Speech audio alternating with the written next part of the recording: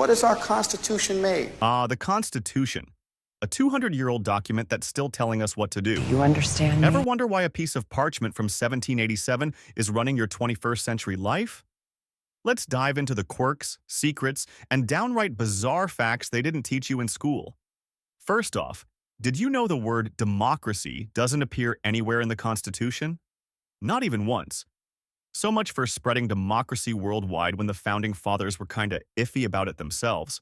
They preferred a republic, which is like democracy's older, stricter sibling. And let's talk about the Bill of Rights. Those first 10 amendments we hold so dear? Yeah, they weren't part of the original document. Imagine buying a car and realizing it doesn't come with seatbelts, so you have to add them later. Safety first, right? Speaking of omissions, the Constitution didn't originally grant everyone equal rights. Women, enslaved people, and anyone without property were pretty much left out.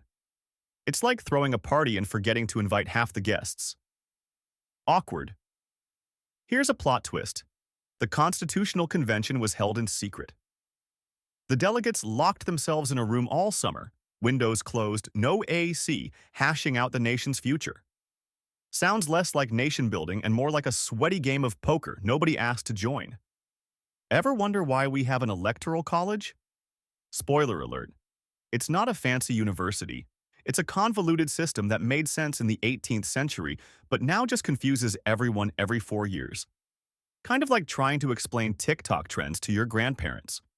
Oh, and get this. The youngest person to sign the Constitution was just 26 years old. So the next time someone tells you millennials are ruining everything, remind them that young people literally helped found the country. Get that bitch!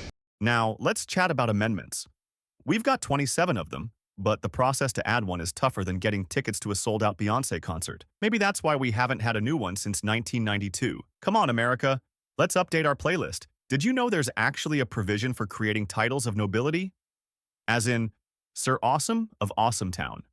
Okay, not exactly, but the Founding Fathers were so against monarchy that they banned titles altogether. So much for my dreams of becoming a duke. It has been banned by the Emperor. And here's a kicker. The Constitution doesn't specify the number of Supreme Court justices. Congress decided on 9, but theoretically, we could have more or less. Imagine a courtroom with 27 justices. Talk about a crowded bench. So, is the Constitution a timeless masterpiece or an outdated rulebook? Maybe it's a bit of both. It's like that vintage jacket you love. Classic, but could use some tailoring to fit just right.